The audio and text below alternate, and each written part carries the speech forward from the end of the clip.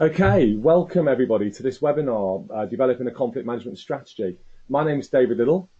I'm the Chief Executive and the founder of an organisation called the TCM Group. A number of you may have already heard of TCM or worked with us, and we specialise in helping organisations to develop constructive, collaborative, compassionate, cooperative solutions to difficult situations, quarrels, disagreements, tension, conflict. It goes by many, many different names. And what we do is we help organisations to move away from perhaps the traditional approaches for dealing with conflict and embed approaches which are about helping the parties and encouraging the parties to have a conversation with each other to resolve their issues through dialogue, by talking and by listening. So my background, originally I'm a mediator. I specialise in mediation. I've been working as a mediator for 20 or so years, more than 20 years. I began working as a mediator in community disputes, working with neighbours in dispute. I then went to work in schools. I developed a programme promoting anti-bullying and anti-violence projects in schools called the CRISP project, Conflict Resolution in Schools programme. And that was about helping train young people to act as pint-sized mediators in this playground and in the classroom. Wow, it was amazing work, phenomenal work, so exciting to see young people developing skills which I think are actually really closely aligned to good management and good leadership skills, helping to negotiate solutions to challenging problems. I've also worked in the criminal justice system. I'm a restorative justice practitioner, and I've mediated in and facilitated in some really difficult situations involving criminality and antisocial behaviour, working as a facilitator to enable letter exchanges and also to bring people together. And I'm doing a lot of work in that space at the moment in relation to harassment, particularly sexual harassment in the workplace, and the role that restorative justice is playing in helping people and organisations to tackle what is a very difficult and a very thorny issue within their organisations. So I set up the TCM Group in 2001, and we provide a wide range of mediation and resolution services to organisations, and we help resolve challenging and bitter disputes. I'm going to come to this in a moment because that's where we specialise in helping to resolve issues. We're still at what I would call the reaction. We're at the nice end of the reactionary scale. And the reason for this workshop today, and also the reason I wrote the book, is because I believe there is so much more that organisations could be doing to make mediation, dialogue, conversations, empathy, mutual respect, dignity, to make those systemic and endemic within the organisation. I still believe as a mediator, I parachute in to cases which actually had something being done at an earlier stage, perhaps we wouldn't have needed to get someone in from outside the organisation. But nonetheless, that's what we specialise in.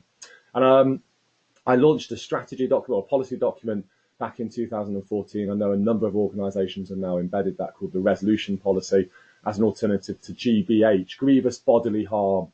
That's what we inflict on our people. Grievance bodily harm, also known as grievance, bullying and harassment procedures. It's as bad, it's as damaging, it's corrosive and as pernicious as a punch-up in a town centre on a Friday night. And that's the damage we do to our people when they're under stress and duress. We commit GBH on our people. So we offer an alternative to GBH, and I'll talk more about that. And many of you may have heard me speaking about GBH and alternatives to that. And we trained and coached mediators, managers, leaders, HR professionals, ER professionals, and one of my proudest achievements is having published a book on managing conflict, published by the CIPD and Kogan Page last September. And we've been getting some great reviews, and I think it's really opened up a conversation in organisations about conflict and the management of conflict. So it's great to have you here for the webinar today. So you've got a pane in your, not a pane in your side, hopefully not a pane in your side, a pane on your screen where you are able to ask questions. I can see we've already got people asking questions. I will present an opportunity to have questions asked. You were saying there, Michelle, actually wasn't a question. You were still showing as being muted. Yes, you are muted. You're not able to speak, Michelle. I mean, I'm happy to unmute if you have a question, but hopefully you should be able to hear me okay. And you should be able to see my webcam as well. So hopefully you can see me and hear me okay. Okay, so if you have any questions, please do feel free to pop them into the questions box, and I will do my best to answer as many questions as I can throughout the webinar. And also I'm more than happy to answer questions once the webinar is concluded. I think that webinar is likely to last around 30 to 40 minutes, depending on questions that you ask. So a little bit more about ourselves. So this is the kind of organisations that myself and my team work with. a wide array of organisations. And that's about helping to embed a culture of mediation and dispute resolution. I think we've been working very closely, I'm sure Anthony Fitzpatrick at Aviva and his colleagues won't mind me mentioning and raising the flag for the amazing work Aviva have been doing to promote a culture of resolution within their organisation. And for me, Aviva have been demonstrating just how effective the development of a coherent conflict management strategy can be, and how that can embed and unlock the potential for resolution in the workplace. And Aviva, along with many of our clients, are now making not just a transactional shift towards mediation and dialogue, but they're building it into the heart of their organisation, their systems, their process, and what Aviva have created as an overarching and coherent strategic framework within which disputes are managed. And part of that has been removing the grievance procedure within Aviva and replacing it with a resolution procedure, which encourages the early resolution and promotion of dialogue. Royal Mail's another really interesting case study. I don't know if anyone from Royal Mail's on this webinar today, but we've been working with Royal Mail since before privatisation. And of course, their strategic document within Royal Mail is called Agenda for Growth, which is the document which is promotion of dispute resolution between unions and management. We ran Royal Mail's industrial relation unit for 2 years, helping to set that and embed it. And when I met Moya Green, the chief executive of Royal Mail, she explained to me she was losing a day a week to strike action, formal strikes, and probably double or triple that due to wildcat strikes. And this was the biggest single barrier to privatisation within Royal Mail. Our claim to fame is for the 2 years that we were running Royal Mail's industrial relation unit, they didn't lose a single day to a strike. And we also know that the potential for the dispute over pensions at the very end of last year was resolved by the CWU union and management getting around the table through mediation. So the Agenda for Growth strategy within the Royal Mail has not just helped to underpin good employee relations, it's helped to address issues of bullying and harassment, but the savings I've been reported are somewhere around 45 to 60 million pounds per annum within that organisation. Massive shift towards a coherent, overarching conflict management strategy, developed and adopted and approved and agreed in close partnership between the management and the union within Royal Mail. We have so many other case studies and examples of organisations who are making the shift, and I've shared those through the book, and we share those throughout our website and various case studies that we have available through our website. And I'm happy to share more case studies and vox pops, and we run conferences and events sharing this. So here we have our two people in dispute. Let's meet them. So this is Samantha and Kenny. They're in a bit of a difficult position. They're having a squabble, a quarrel, a disagreement. They're not listening to each other. They're not seeing eye to eye. They're presented with a number of choices, a number of options about how they could resolve this. Option one, of course, is they get into a room. They have a conversation with each other. They listen to each other. They talk to each other. They find a middle ground, a compromise, something that they're both happy to live with through the ability to have a conversation and a dialogue. And those conversations are happening in your organisations every day, every minute of every day. And they are important. They're critical conversations. And I wish that we could do more to monitor and measure and evaluate the impact of those conversations. And of course, an overarching conflict management strategy enables that to happen.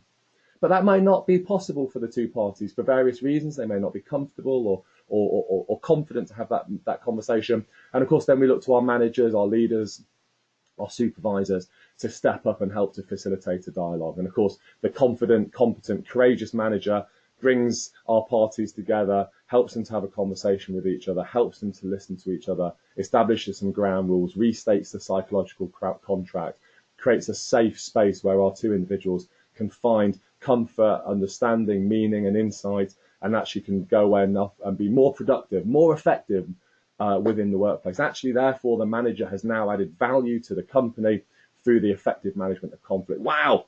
When it happens, wow, it's amazing.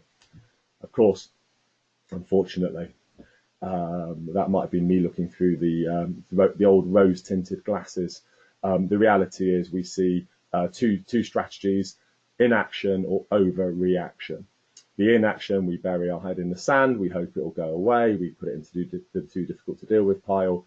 And of course, when it doesn't go away, it creeps around the organisation, it creeps around the team, explodes every now and again, and then suddenly we have to react, we overreact, and we start to apply more rigorous and robust processes and procedures. And perhaps it's at this point we ring our contacts and colleagues in the HR department and say, guys, we're struggling, you're up, it's your turn, help, please help. So HR come in, and of course many of you, I'm sure, from the HR community will try and apply a discretionary approach and get our two parties talking and facilitating a dialogue. But actually the reality is we now commit GBH on our parties. GBH, grievance, bullying and harassment. And what was already a bad situation is now being made 10 times worse. And it's paradoxical that the very procedures that we have in organisations to resolve the issues are now about to drive a wedge between our two protagonists here. And if a difficult situation was bad before, the policy framework that we use to resolve the issue is about to make it 10 times worse. So the situation gets more difficult oftentimes. There's investigations, there's determination processes. We aim to get to balance of probability. We aim to pass the Birchall test. We can show we've been compliant and consistent in the application of fair rules and processes, often having completely forgotten that there were two very stressed out, very hurt, very undermined and sad individuals in our aftermath. Of course, it doesn't end there. The other approach we have is litigation. I'm right, you're wrong, I win, you lose, I'll see you in court. Attack, defend, blame, negativity. And this is what we see, this binary approach. And of course, this binary approach to conflict management exists throughout the organisation. In fact, our organisation's systems and processes for managing conflict are litigation inspired. And in many ways, our systems in society are litigation inspired. We demand a winner and a loser, because in order to pass the Birchall test and get to balance of probability, it demands a winner and a loser. So organisations demand the very worst of behaviours of our people, because we demand it in order to pass the tests that our organisations have in order to demonstrate compliance and consistency. We demand you behave as badly as you possibly can in order that we can do our job. Yeah, it's a very bizarre way of managing conflict that I come up against. However, there's another way of looking at conflict. So we often see the strategy or a lack of a strategy in an organisation creates a perception of conflict as a risk, something which is a problem, something which is to be managed, something which is to be avoided, something which is an unhealthy but an unnatural but probably necessary byproduct of the fact we have to have human beings in our workplaces. So we'll have someone with a mop and a bucket who has to pick up the mess that our human beings can create. And they can create a right old mess, can human beings. So we often think of conflict as dysfunctional, and we create systems and processes which manage conflict as though it is bound to be dysfunctional. So think of that as being like butter. It's tasty on a bit of bread, but actually it can be destructive. It's about people shouting, it's monologue, it's about unhappy, unhealthy, disengaged, closed-minded. It's seen as a threat. But there is another way of looking at conflict, and this is important in underpinning a coherent conflict management strategy. Conflict is amazing. Conflict is good for business. Conflict is one of the best things your organisation could ever have if it could be harnessed, if it could be managed, if it could be predicted and then dealt with in a constructive and a collaborative way where all parties could come together. Conflict can actually drive competitive advantage. It can promote cohesion. It can underpin your strategies around well-being, around engagement. It can drive productivity. It can help you to create the new ideas and the innovation for your engine, your pipeline for the future growth of your companies, if it can be managed well. We can think of their conflict as being functional. It's like olive oil, that Mediterranean diet. It can be constructive. It's about happy, healthy, engaged individuals. The challenge is, how do we get to that? Well, one thing is for certain. If we haven't thought about it, and if we haven't planned for it, and if we don't have a strategic framework within which we can manage conflict, we will either make it up as we go along or develop a risk-averse policy framework which treats it as it's dysfunctional. So when I go into organisations and they're saying to me, David, we want to change the way that we handle conflict. We want our two people to be getting along better. We want teams to function more effectively. I say, don't focus on those people just yet. Yes, they're important, but look at the systems and the processes in our organisation. So can someone show me the conflict management strategy that defines and shapes the nature of conflict in the organisation and shows the way that the organisation has thought about this in advance and gathered evidence and talked to people and engaged with people and helped to shape its response to conflict management. And I haven't gone into a single organisation in 17 years of being a management consultant and a specialist in conflict management and gone into an organisation and the organisation has produced for me a conflict management strategy. They might have a strategy on how many staples to order, but they won't have a strategy which is something that could be as damaging as this. It wastes time and resources. It threatens well-being. It undermines the brand. It creates stress. It creates a toxic environment. People are at home. People are leaving the organisation. People are talking about the organisation on Glassdoor. It's harmful. But for something which is so potentially harmful, there isn't a coherent, overarching strategic framework. In my book, I identify the absence of a coherent strategic framework for managing conflict as the number one reason why organisations struggle to deal with conflict. Not woefully ineffective public policy, not the GBH policies, although I clearly put those as very much a significant point too in it, but singularly the absence of a coherent framework which actually brings people together and shapes the response of the organisation. Because when we do, we can start to encourage the functional conflict which leads to new ideas. It accelerates change. It helps to align the individual needs with the business needs. It identifies underlying needs and concerns. And this is really important to stress. This is answering the what's in it for me question, I hope. Is it's not just good for the people to identify what the problems are that they're facing and the challenges that they're facing as your people, which demonstrates a sort of moral, ethical, good practice argument. But what they will say, the challenges that they're facing are often relate to cultural, systemic, structural issues within the organisation. So the management of conflict and the working with conflict as a functional force actually helps the leader and the manager to identify systemic and structural cultural problems within the organisation that they can then work collaboratively to put right. So conflict is a data source. Conflict is a source of intelligence and information. And when it's managed well, that can help to inform better future decision making. One thing's for certain, we can't use conflict as a data source when our people are sat at home watching Homes Under the Hammer. They're watching Homes Under the Hammer. They're not at work sharing their ideas, their insights, their needs, their goals. They're watching Homes Under the Hammer.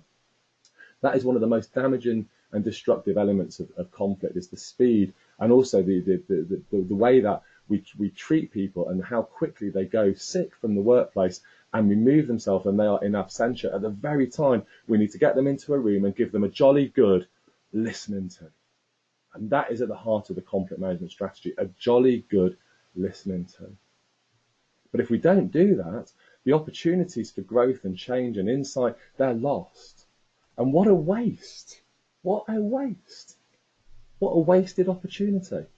And I think when I talk to organisational managers and leaders, I say to them, it's a tough message, and I apologise, but not. I probably have to remain fairly unapologetic for saying what I'm about to say. We get the behaviours we deserve. But if we treat conflict as an afterthought, if we treat conflict as a threat, if we don't resource conflict management within our organisation, if we have policies which are adversarial, divisive and pernicious, if we don't train and support our managers to deal with this, if we don't take it seriously, and then when it does get so bad that we have no choice, we open the checkbook and we pay people off, or we see them in court and we fight them through litigation processes, then what message is that sending out to the workforce in terms of how we manage conflict?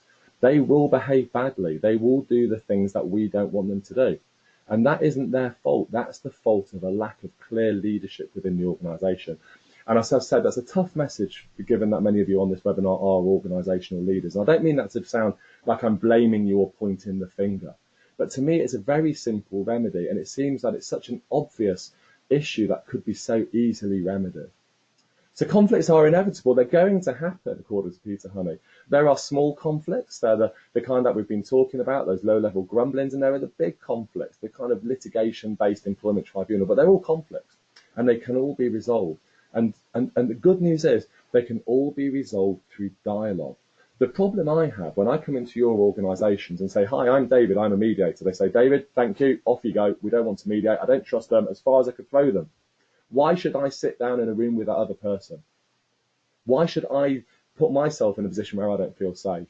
This is not typical behaviour for our organisation. So I'm brought in as a mediator, and I'm almost fighting against the culture of the organisation in order to promote dialogue. So I look up at the organisation and say, please do something that dialogue and conversations and communication at a point of conflict and tension becomes normal. So when I come in as a mediator, or one of your in-house mediators comes in, or a manager or an HR professional, They're not presented with someone who says, there's no way I'm sitting down with them because you can't trust them. What they actually say is, thank you, you're walking the talk of the kind of organisation that I joined in the first place because it's aligned to the values, it's consistent with the reason I joined the business in the first place. Please, they say, please do something. But what they don't want to have is just some stranger walking into their lives at a point where they're extremely vulnerable. Yes, I can get a good outcome. Yes, mediation is very effective.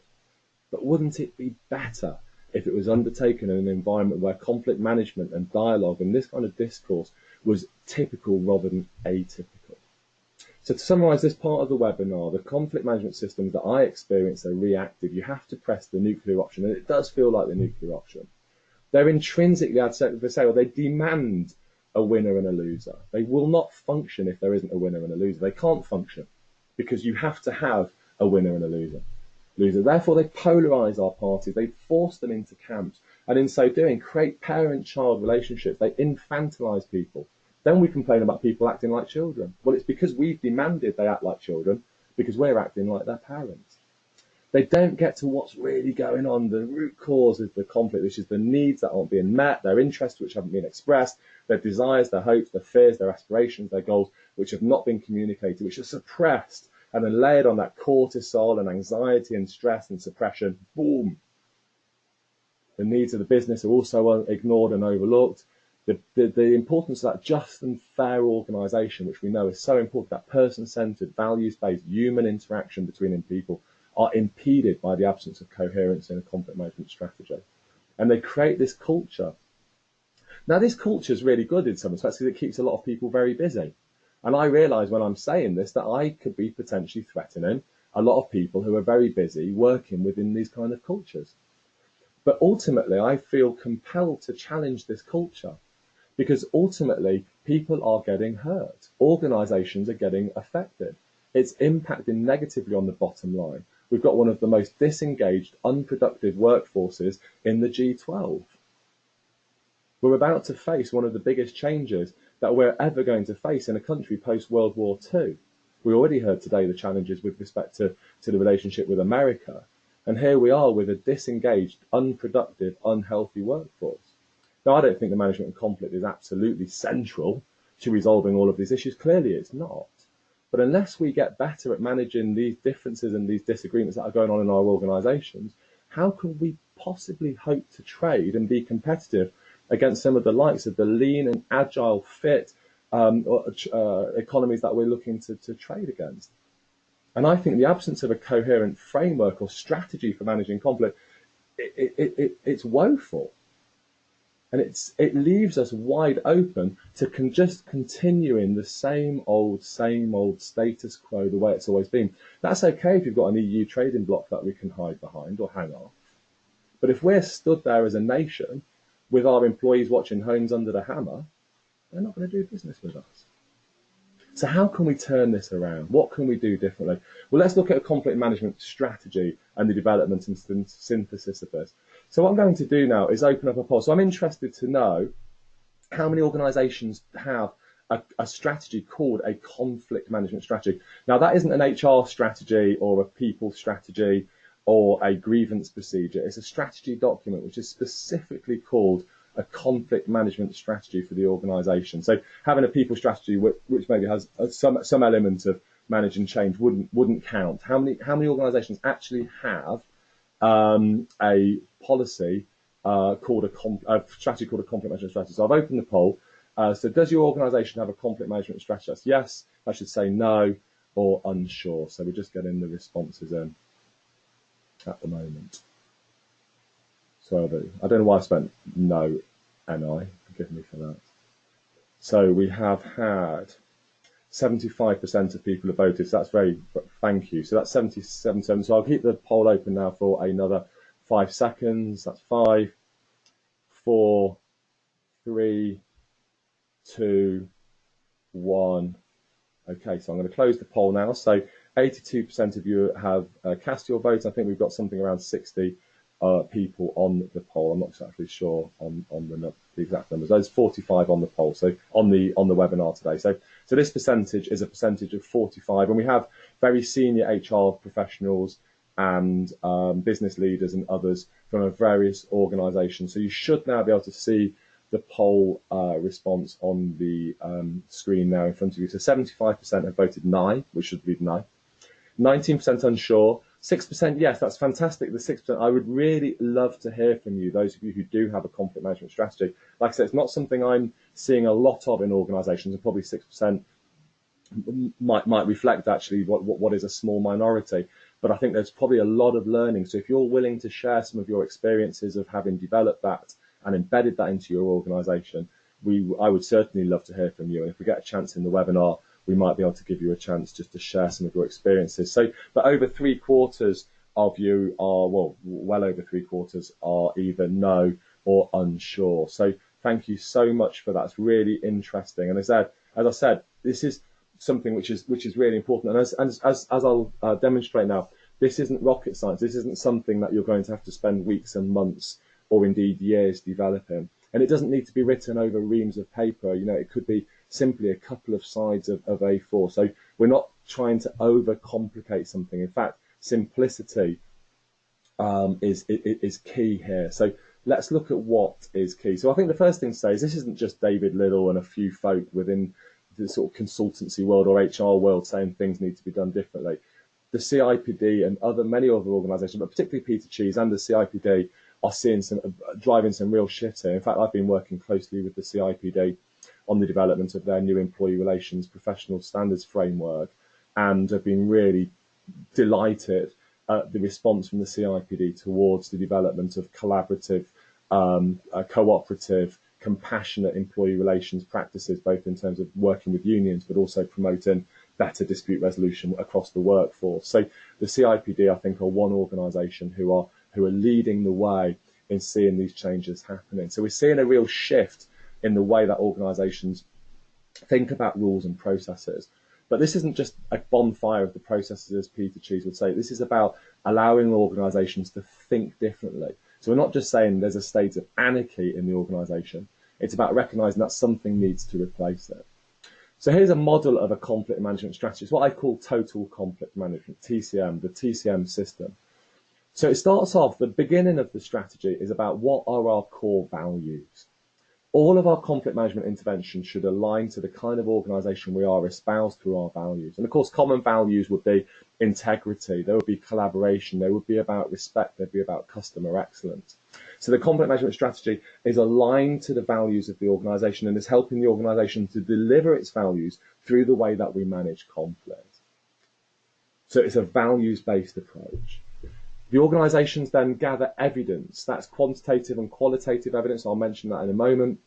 It's about going out and measuring the real cost of conflict at the moment, grievances, bullying and harassment cases, discrimination, tribunals, time, impact on engagement, impact on productivity, impact on health and wellbeing. This data is already available in most organisations, or it can be gathered from anew, and that can be really helpful to understand what are we dealing with right now. It's also useful to go and listen to people's stories. Unions, occupational health specialists, people who've been through these processes.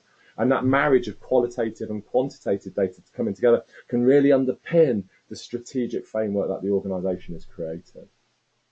Then we work with senior management teams, and this is really important. This is a function of the board, in my view. It's just about getting board time to help the board to understand the framework that the organisation is developing and developing a strategic narrative and framework from across the highest levels of the organisation that cascades down through the organisation. We know that culture change can come from the bottom up or from the sideways in, but also it comes from the bottom, from the top down.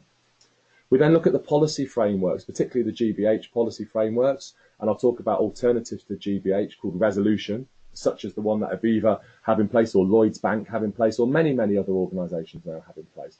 A resolution policy as opposed to a GBH policy. The next stage of the strategy is to think about the most important people here, and these are the people in the offices, in the depots, in the shops, in the banks, in the branches, in the distribution centres, wherever they might be. That's our managers and our leaders and our employees. And looking at the competencies and the skills that those people need to be able to handle conflict effectively, to resolve disputes constructively. So it's looking at those management and leadership capabilities and competencies under a strategic framework. Then the role that mediation is played would come under that. So looking at the use of in-house mediators, or external mediators, or HR as a mediator. There's so many ways organisations could deliver mediation, and again, that would come within the strategic framework, the total conflict management system. We're also able to then look at restorative process, restorative justice, particularly in more difficult cases, where that might involve some allegations of misconduct, discrimination, or harassment. Restorative justice can be a very powerful way of helping people to understand the impact of their behaviour. It doesn't remove the right of the organisation to investigate and dismiss. Of course, that would never be removed. But what restorative justice is able to do as part of a conflict management strategy is help to resolve those issues, which can be resolved by retaining the talent in the organisation. Also look at the customer experience, looking at mediation perhaps in the customer complaints along the supply chain. Conflict management doesn't just happen within the organisation, it also happens out with. It might be the relationship between an organisation and its local community, with local shopkeepers, with local youths in the community, and as I said, across the supply chain and with its customers. And the final part of the strategy framework is continuous monitoring and evaluation. Again, when I go into look at ER case management systems and HR case management systems, they often trigger very late. So they'll trigger at a stage 1, stage 2 grievance, which means there's about 6 months or 6 years sometimes of activity that's not even being picked up by the case management system. And then the case management system isn't effective at picking up the softer or the more informal interventions. So oftentimes the strategy helps the organisation think about the case management system that it needs so that it continue to monitor and evaluate the impact of its conflict management interventions. And then the strategy document is developed, and I'm happy to share, if you would like, a template of a conflict management strategy. But here's just some factors to incorporate into that. So, vision and objectives. Of course, that's about your values, the current context. What are you currently doing? What's the challenges? What's the need for change? How can you evidence that? As I've mentioned, qualitative and quantitative data. Is there anyone else in your sector? We do a lot of work in the banking and finance sector. And I've mentioned Aviva, we work with Lloyds Bank, working with TSB and many others. They're really happy to share their experiences. So do you work in a sector in the NHS perhaps, or in local authorities, where people are willing to share what they're doing and share some of that best practice? And one of the things we're really keen to promote at TCM is the sharing of best practice across organisations. Who needs to be involved? Who are your key stakeholders? I'll mention that, and I'll go into more detail in a moment, but engaging them and hearing their stories. Looking at your internal factors, what are the internal challenges that you're dealing with, but also external factors. They might be political, they might be from customers, might be from suppliers. So again, it's just doing a sort of heat map of the organisation internally and externally.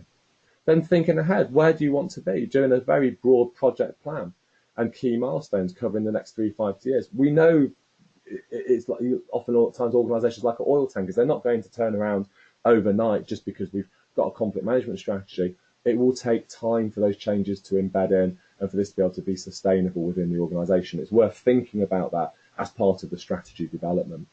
What resources will it require? It's certainly, in my experience, I remember setting one of these up for a large London borough, and the HR director said to me, David, we had a mediation case that came through and it was resolved successfully. That one case was going to employment tribunal, and he predicted somewhere around about £60,000 to £70,000 the cost would have been to go to employment tribunal, which obviously in some cases is relatively low. It's a few years ago now. And that paid for their entire mediation program, for their conflict management systems. I set up a fair treatment unit, a resolution unit in that organisation, and also trained 300 managers in resolution skills. And that was offset by the cost of one employment tribunal. One employment tribunal. So if you look at how much you're spending on settlement agreements, another organisation I'm working with at the moment had one discrimination case that went to ET. It cost £400,000. £200,000 of that 400 was legal costs. £200,000. Now, I'm a modest guy. I'm not looking for £200,000. A small proportion of that could actually really begin to act as the catalyst for change within the organisation. Because ultimately, there are only one beneficiary from all of this litigation-inspired processes, and it's not your organisation, it's certainly not your people, and it costs an overwhelming amount of money. We're here under number 10, your partner. We're here to partner with you. I said we partner up with some fantastic organisations across the UK and globally. We're here to support you. We have some great resources to help you to do that. And then what do you think will be your anticipated return on investment? So that's a template.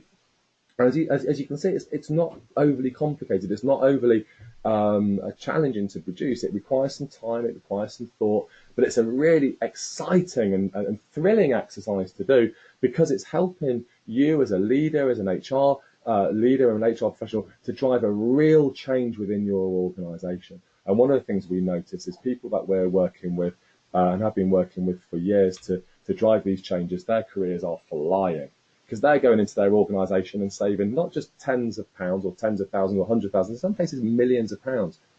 When do we get an opportunity to do that and have a real impact, not just on the financial element, but also a real impact on the way that people are working?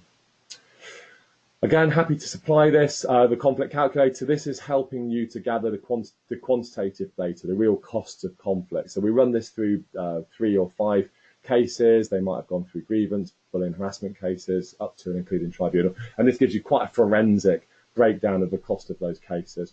And of course, you put those together and generate a mean cost will give you your figure. And here's just some of the stakeholders to involve in terms of getting the stories. I put HR in bold here because this is about supporting a shift in the HR function towards that person-centered, values-based approach. The best people to help design the conflict management strategy, and in essence own the conflict management strategy, is the HR function. And by having these conversations and developing the strategic framework within which conflict can happen, of course, it brings HR into partnership, particularly with user experience or customer experience, which I think is a really profoundly important relationship between employee experience and customer experience. But it also positions HR as the strategic driver of the changes in the way that the organisation handles conflict. And given that HR seeks and is delivering strategic support to organisations, what better way of manifesting that strategic support and value to the organisation than helping to create a conflict management strategy?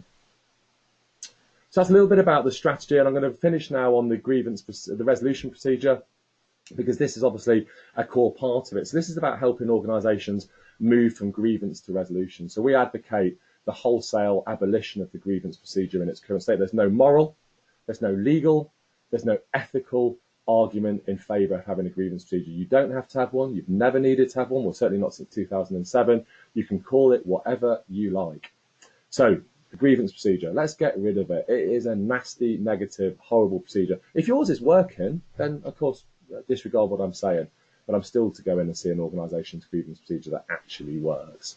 But moving to a resolution procedure, instead of taking out a grievance, we request resolution. So we submit a request for resolution, and then that goes through some key stages, which I'll set out for you now. It's about collaboration, it's about listening, it's about engagement, it's about empathy. Wow. It's not about beating each other up, it's not about gathering evidence, it's not about your right, it's about how can we work together to solve our shared problems. So this is the policy document, and this is what it does. It provides a new approach. It provides an enhanced focus on the triage of cases, something really important. I'll mention that in a moment. A greater emphasis on mediation and early resolution. Mediation remains voluntary, but it's much more clearly codified and set out as the primary focus for the organisation. And of course, it's compliant with the ACAS code, which is very basically meet with the individual with the right to representation and the right to appeal. But of course, that comes at the very end of the process, once you've exhausted every other route to resolution.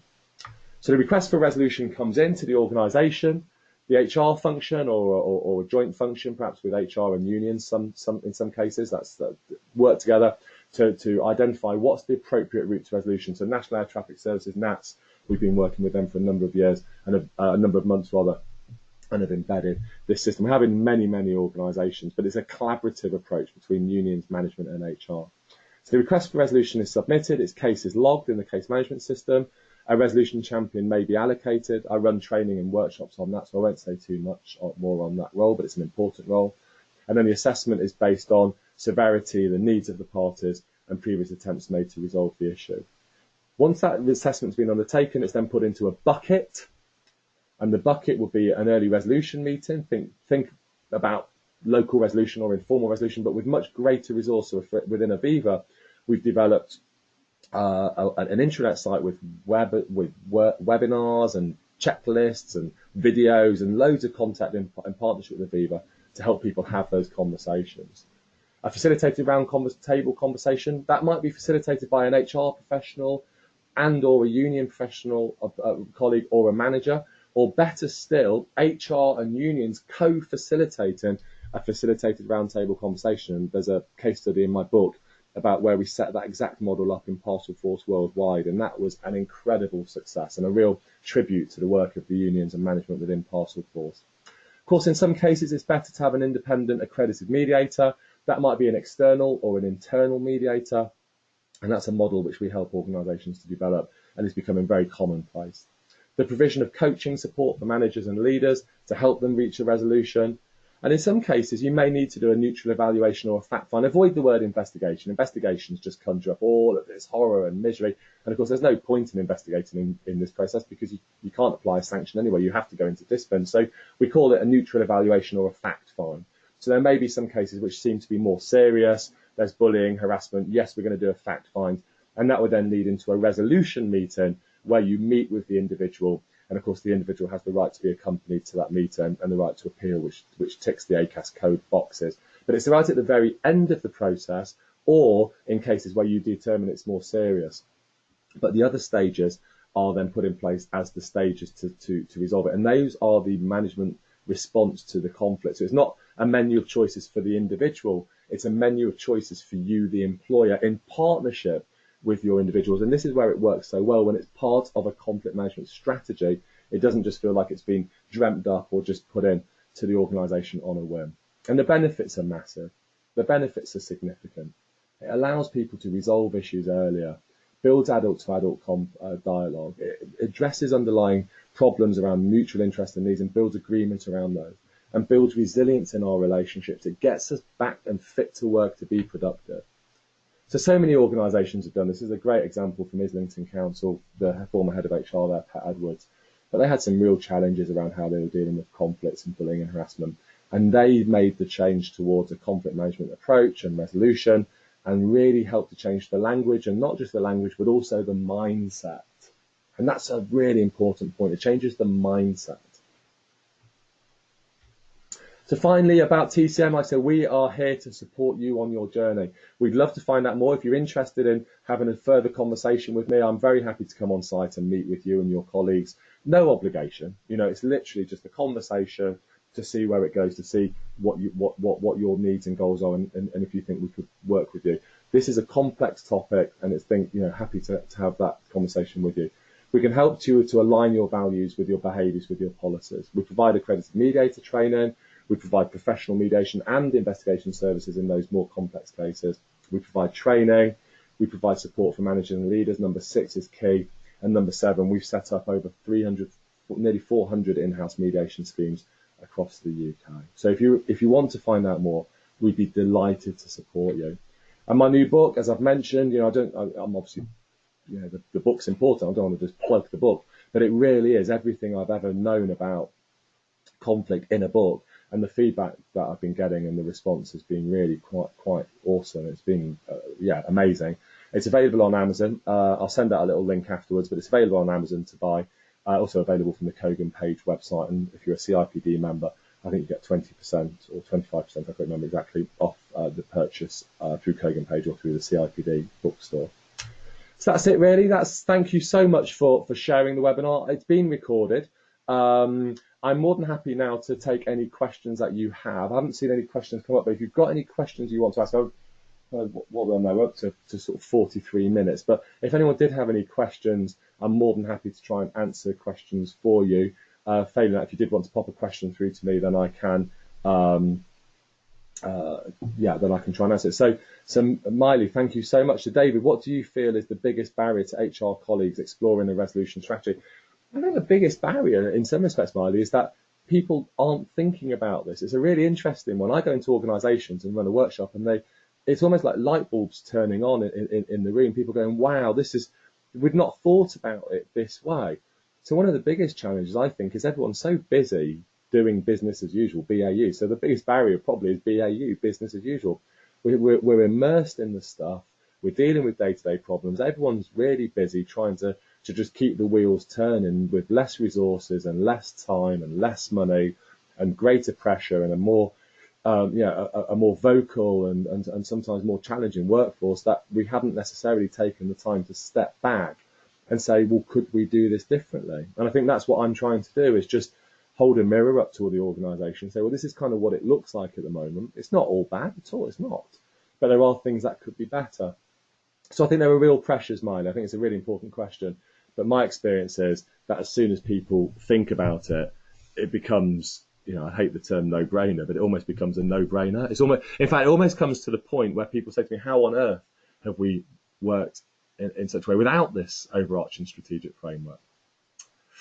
So business as usual is a real problem, but I think that's important. I think that's an important part of a leadership function. The leadership function is about being self-critical.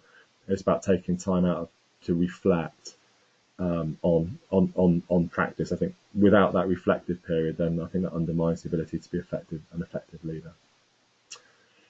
Okay, well, I don't think there's any more questions coming through. I would be delighted to answer questions. Like I say, you've got my social media kind of feeds up there, certainly through LinkedIn and Twitter, less so on Facebook. So I'll end the webinar now. I'm going to say thank you so much, everybody, for attending today's webinar. I hope it's been useful, and I very much look forward to staying in touch with you. I've put a handout on the console as well, so that's a little bit more that underpins the kind of total conflict management approach. But for now, thank you so much. I hope you have a wonderful weekend. It's our village fete this weekend, so I'm going to go and start moving hay bales around now and start getting ready for that. So that's my day done. So that's, you know what I'm doing for the weekend. But I hope you have an equally enjoyable and lovely weekend. Thank you very much. Bye bye.